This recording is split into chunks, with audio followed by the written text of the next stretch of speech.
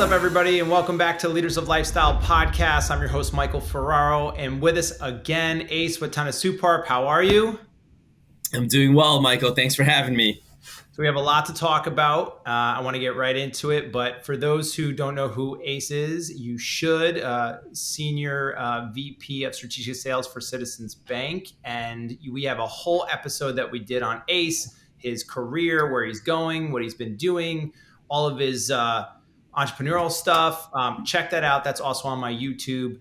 But you should absolutely learn a little bit more about Ace. But Ace, we're here to talk about what is going on with interest rates, what's going on in the economy, what's happening. I know you're a New York City guy, so let's just jump into it. Rates just went up for the first time in a long time. It's been getting crazy. Let's talk about residential. Let's talk about commercial. What do we need to know? Yeah, definitely, Mike. I mean, look, it's been the topic of discussion, it seems like, for the last 2 weeks, right? Everybody's in this sort of whirlwind craze of rates being at the 5% level for the first time in many, many years. You know, the pandemic gave us a little bit of life in regards to rates, right? Seeing a 30-year fixed rate at 2.75 for the last 2 years during the pandemic has bode well for the real estate community and folks looking to buy. But now with inventory challenges and prices continuing to go up, and now rates going up to the 5% mark, when you have this shift from 3% to 5%, there's just something to be said about that psychological warfare that buyers are going through. Like, wait a minute, you know, I don't have my rate at the 3% range. So it's definitely building a little bit of angst and a little bit of just nervousness, right? In terms of, okay, if I'm a first home time buyer, I'm already competing with these high price points or even sometimes overbidding of price wars in the marketplace. And now you couple it with increasing rate environment, it's definitely going to affect the real estate market a tad bit, right? I think inventory, as long as it continues to be low, we're still going to see competitive pricing. But don't be surprised if it shifts to a buyer's market sometime towards the latter part of this year, Michael. You know, there's a lot of talks about the Federal Reserve not purchasing mortgage-backed securities anymore. So that poses a challenge in terms of the liquidity marketplace and the secondary market. So that's going to affect long-term rates. You have inflation right now that's at an all-time high at 7%.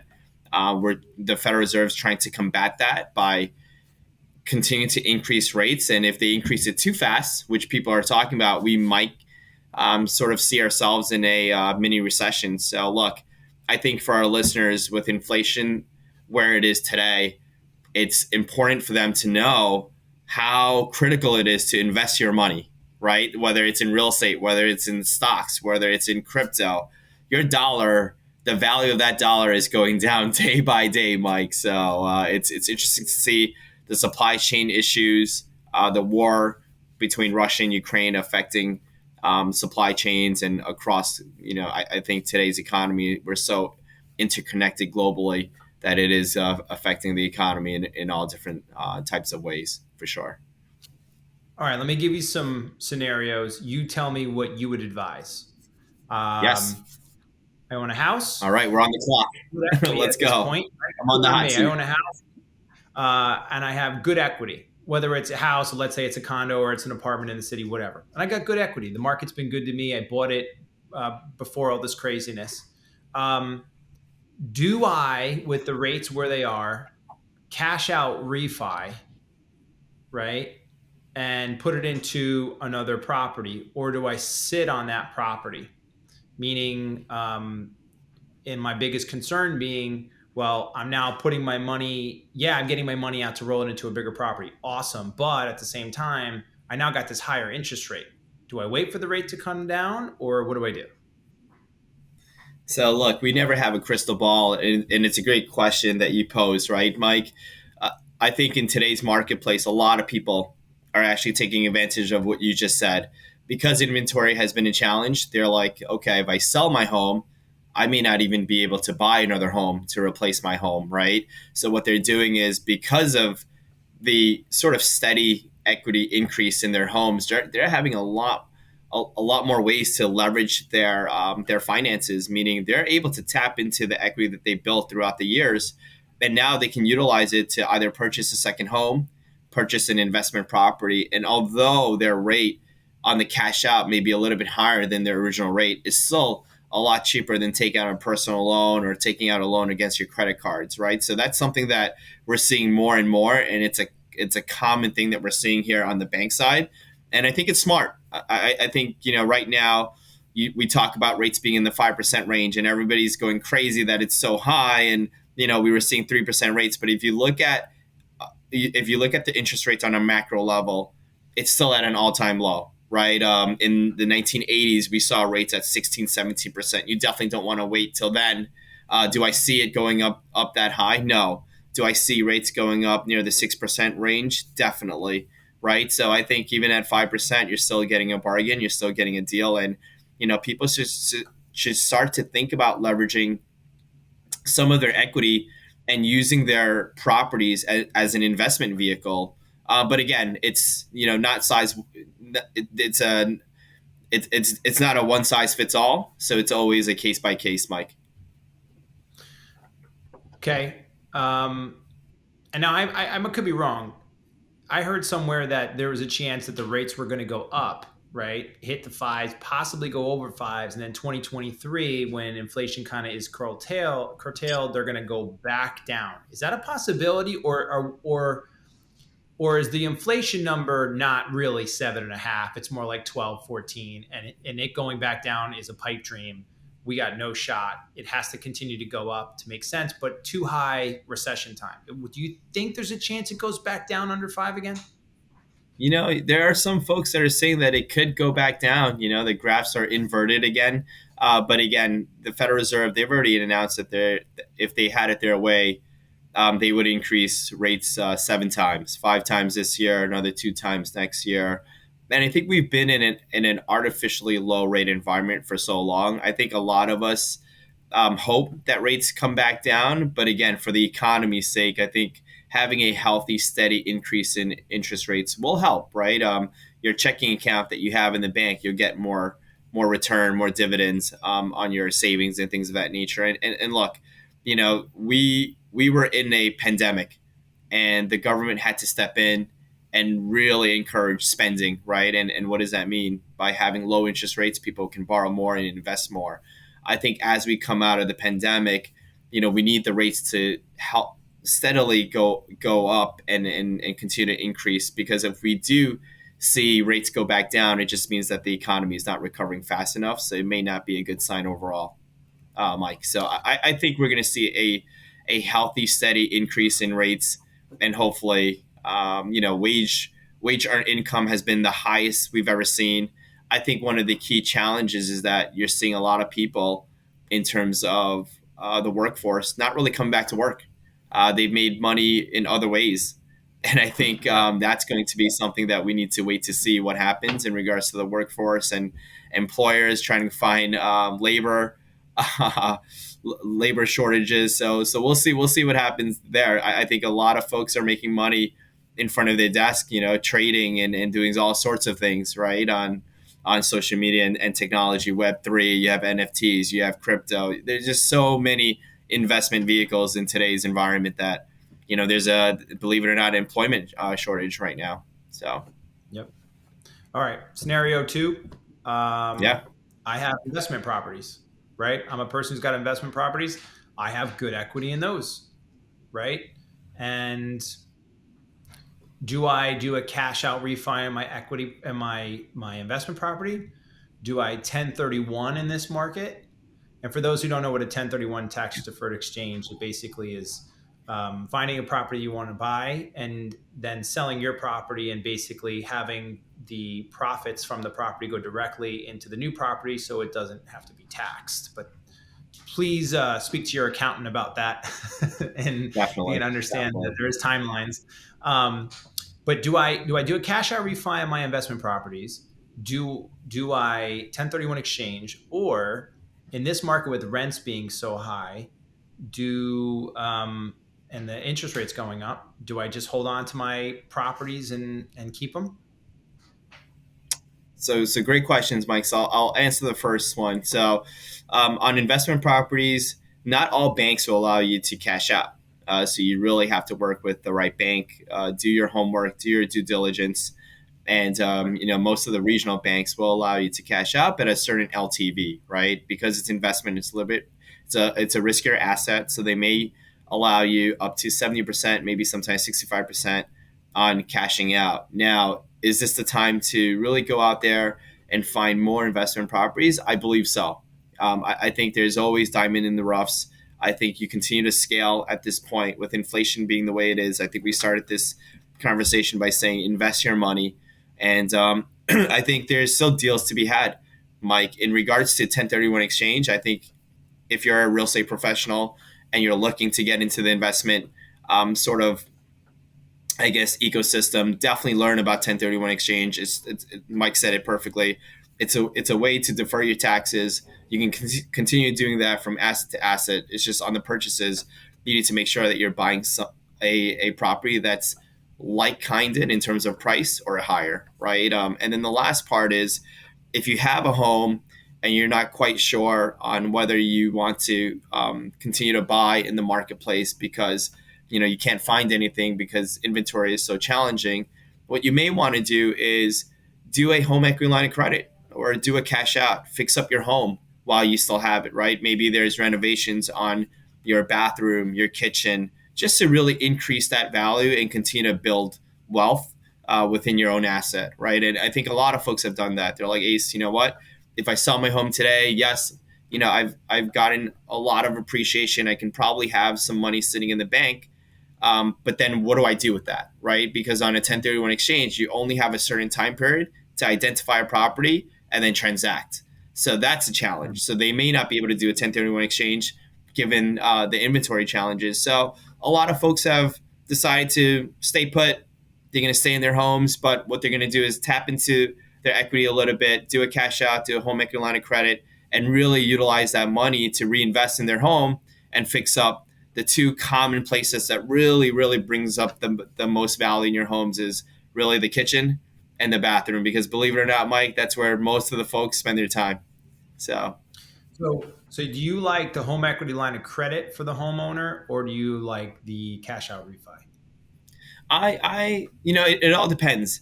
If it's a small line and you're going to pay it off quickly because it's a fluctuating rate, it's not a fixed rate, and it's variable. I tend to utilize the home equity line of credit for smaller sort of repairs, right? So if it's a $50,000 line, I'll probably use a line of credit. If it's something larger and I need it for an investment or I'm looking to buy another property, I'd probably go with the fixed rate, which is the refi cash out, so that I know what my monthly payments are and I know what my cash flow is going to be in conjunction with the down payment along with the new mortgage for the investment property.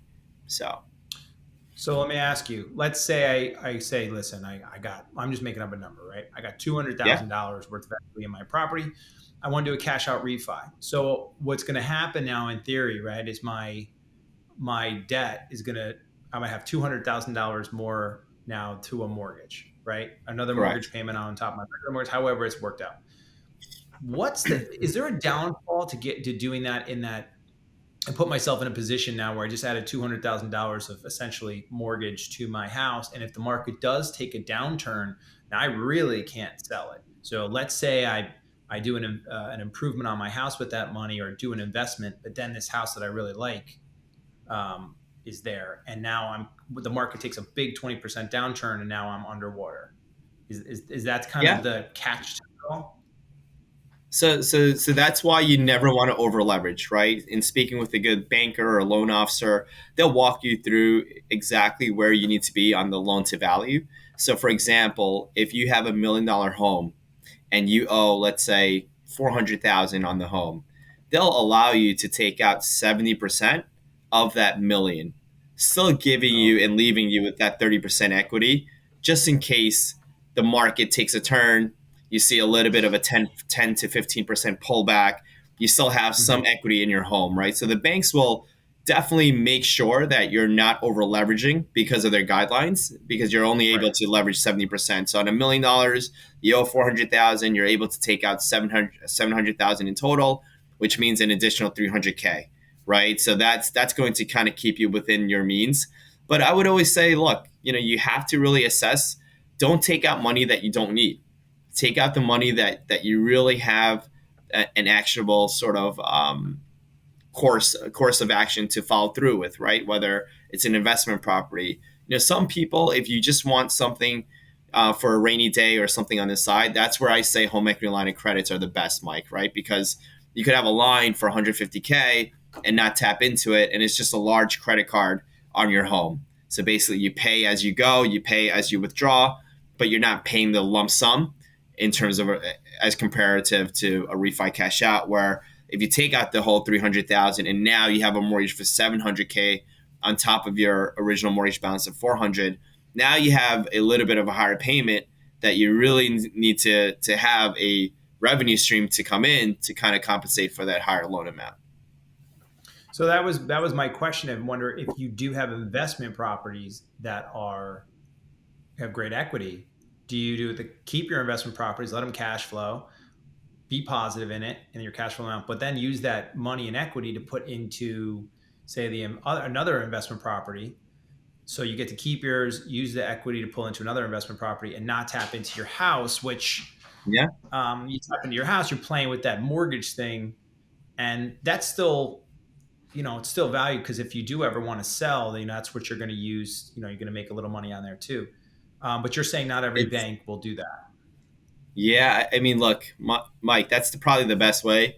Use your investment property to buy other properties, right? But what you have to make sure is the cash out that you're getting from your investment property, can that pay for the down payment along with the mortgage for the new property? You also have to take into account that on investment properties, sometimes you may want to calculate 75% of your total subject rental income, because you never know. You want to forecast for your property at times could be empty, right? You could have a tenant that suddenly moves out and you have that sort of 6 month period where you're not getting any cash flow at all. So I always say, look, stay on the conservative side when you're working out your numbers. Make sure that, whatever amount that you're getting generating in terms of the rental income on that first subject property is enough to carry both mortgages, right? If you're looking to leverage that and buy another investment property.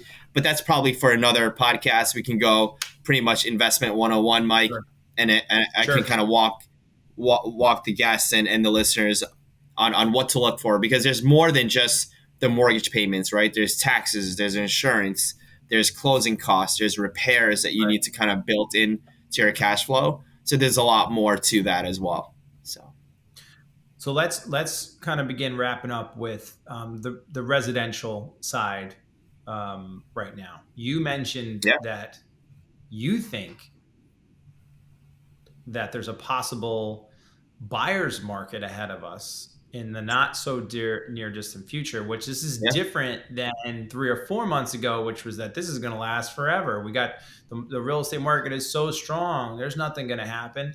And you're not saying this is a crash kind of thing. This is something that is a self-inflicted slowing down and creating almost a artificial buyer's market by raising the interest rates. How far in advance do you see that? And is it still a good time at that point for sellers to kind of be selling, or is the problem is the rates are going to go up and it's you pick your poison, I guess? Well, Mike, I think the pandemic really gave us it gave us the ability to really understand that nothing is forever. Meaning, if you told me in 2020, when we were in the height of the pandemic, that the New York marketplace, or for that matter, the U.S. marketplace would have recovered within the last 2 years, I would have thought you were insane, right? It Right. was pretty Right. much desolate zombie nation. I was living in downtown during the pandemic in Tribeca, and I would come out and nobody would be on the streets. And they were saying, Right. Ace, what do you think about the real estate market? The economists were saying 5 to 7 years recovery minimum, right? And Right. now, 2 years later from that date, we've seen appreciation prices, skyrocket, bidding wars, 150K over 200K over 40, 50 people in open houses. So, if you ask me, nobody has a crystal ball. But what I can tell you is that we've seen such a rapid appreciation in home values there needs to be a correction in the marketplace. And what I mean by that is whenever there's a supply and demand sort of environment, and right now there's very little supply. When there's more inventory that's coming into the marketplace, you're going to see a natural correction, and that's what we're going to see. It's inevitable, Michael, right? That the prices cannot continue to sustain the way that they've had in the last 2 years because it's been a rapid increase, and it's due to inventory challenges. But once you see more properties coming to the marketplace, you see more folks having the equity, feeling good about their properties, and now putting it on. Before, there was not a lot of equity because not a lot of transactions or not a lot of listings because people didn't have their appreciation values back to where their purchase price was. And now Right. you're starting to see that. And as you see more homes coming to the marketplace, you're going to start seeing more people put their homes in the marketplace because then they feel as if, okay, if I put my home in the marketplace, I have a pretty good shot at buying something else because there's a lot more inventory, right? So I think it's a natural progression. I think there will be a natural correction with rates continuing to go up because the buying power is going to be less. Now, for the sellers out there that are listening to this podcast and they're like, "Holy cow, Ace just said that my price point is going to come down." There's going to be products where sellers can take advantage of. They can do still a seller buy down option where they can purchase points for the buyer to buy down rates, and that's what happened when it was a buyer's market in a couple of years ago, right before the pandemic, where sellers were having a hard time selling their property. They were actually doing programs such as seller buy downs, where they're able to purchase a certain percentage point on the rates to help drive that rate down and give the buyers a lower payment. There's a lot of things where you have to take into account rent versus buy today, right? Rents are at an astronomical rate right now, Mike. I mean, if you're trying to rent in the city a one bedroom, you're bound to pay 3,800 to $4,000. That's insane, right? You can probably buy an apartment for $1 million, 1.2 million, with the same payment. So I think folks need to continually assess their financial situation, see where they are in terms of their careers, and really figure out the best product for them. But also understand that there's a lot of vehicles and products out there that you just kind of need to know where the market is at that time, and don't get too caught up in the news, right? The news, I always say it's probably the best profession is to be a weather person, and the next best profession is probably an economist, right? Because they could say all the things that they want, and if they're wrong, it's okay. If they're right, they were they were ahead of the pack. But again, you never know. But I think being close to the ground, seeing the trends today, and the reason why I say I see the marketplace correcting and shifting to a buyer's market is that I'm a buyer myself. I sold two of my apartments at the height of the pandemic when prices were recovering. And right now, I'm just staying patient. Like, even though rates are going up, I didn't want to overbid on the home prices because I'm in the market and I'm in the profession. So I'm staying patient. And I see less and less folks coming to the open houses, right? So I think there's going to be a time period where sellers really need to attract the buyers to come in after this whole craze of inventory challenges starts to die out. Now it's going to be, how do we come up with creative financing? How do we make the buyers feel a little bit more comfortable on their monthly payments, right? So that's going to be a shift in ethos, and that's going to come quicker than I think a lot of people realize. I think the program that you just talked about, the buyer points, the seller buys the points down. Awesome, Yeah, awesome idea. for That sure. is another. We're going to have you back on to talk about all these different products and these opportunities because people don't know that, and they spent the last 8 years not having Yeah. a clue what we're talking about. Um, so, so if I hear you, and this is a quick question, the thing that starts to make everything kind of slide back to a buyer's market, is that going to be the rate ticking up, or is that going to be more inventory, or a combination? What's the It's going to thing be a that combination. causes? Yep, it's going to be it's going to be a combination of both. I think rates going up to the 5% mark was a little bit of a shock. I think it went up quicker than most folks thought it would, and it's definitely playing a psychological sort of uh, challenge for buyers. Right, they were used to working on payments based off of 3% rates. Now it's at 5%, so their payment almost doubled, literally in the last couple of months. So look, again, I still think the real estate market is prime. We're still at the lowest rate environment that we've ever seen. Right, we're just coming out of the low of the lowest, Right. right, which was in the 2.75% mark, 3% mark. But look, with liquidity becoming a challenge because the Federal Reserve no longer purchasing mortgage-backed securities, I think we're going to see a continual increase in rates. It's going to be a little bit more expensive to borrow money, and I think people need to know that and educate themselves on that, and really see the forest through the trees in terms of, hey, it's still very low. Don't get too caught up in what you're hearing on the news. And look, I always tell everybody, you never live in the price or the rate, you live in the payment. So a critical point is, so many folks are focused on the price, they're focused on the interest rate, but everybody has a budget and everybody works off of their cash flow Right. and their monthly payments, right? So I always encourage folks, don't get too discouraged by price, don't get too discouraged by rate. Understand what your cash flow capabilities are and work on that Right. ideal payment, right, And Mike? So if that's you oh, can, yeah. and what you're saying is, if so, like an investment property, you sold yours, right, and you're kind of sitting on the sidelines and waiting. If you could sell an investment property, or you could do a cash out refi, and as long as that's making enough money on its own rent or whatever you have to pay for that new mortgage, now you could sit with that cash and still own your asset. It just totally depends on what asset. It totally depends on what, but sitting on the sideline doing nothing, the people who do nothing, they don't cash out refi, they don't have a line of credit, they don't do anything. They just kind of sit back and, I don't know, do anything with it.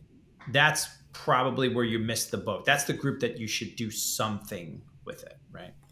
I mean, think about it, Michael. So let's say we have a property, we sell the property, we don't do a 1031 exchange, so you get taxed, depending on your tax bracket, capital gains, right? You paid the Right. seller commissions on the real estate agent. So at the end of the day, what are you left with? And if you're not reinvesting that money and you put it into the bank, look at what's happening now, right? With inflation, that money continues to decline. Now, if you sell it or you use that money, the proceeds, to invest in another property and continue to flip and continue to invest, that's really building wealth, right? Whether you're leveraging your equity, cashing out and buying another property, or you're selling your property, you never want to be stagnant. I always tell all of my friends and all of my colleagues and all of our clients, if you're in the real estate business and you're selling real estate, you can never time the market. It could be a very, very good market. It could be a very downturn market. But you always want to be in the game. Meaning, if you sold it at a cheap price and you picked it up for a cheap price, then you're still in the game. You didn't really lose anything, right? But if you sold at the low and you bought at the high and you stopped, that's when you lose, right? So it's all about really just continuing to be in the game, continuing to know trends. Listen to podcasts like this, Mike. Thanks for having me, and really just try to Absolutely. educate yourself about the marketplace and trends, and see where you fit in within the trend. Don't force yourself and don't chase things, but really stay patient, stay vigilant, and do your homework. I think the best advice that I can give our listeners is do your homework, work with a top realtor, understand that marketplace that you're looking to invest in, what school districts you're in, what type of job population that's occurring there. Are there any big corporations coming to that neighborhood? Do you see supermarkets popping up? Is it near a train station, transportation? Those are a lot of key factors in really just making sure that your investment is sound and that it's going to continue to appreciate throughout the years. Ace, it's always a pleasure. We are absolutely going to have you back on. Definitely, Mike. The Always a listeners pleasure out being there, on.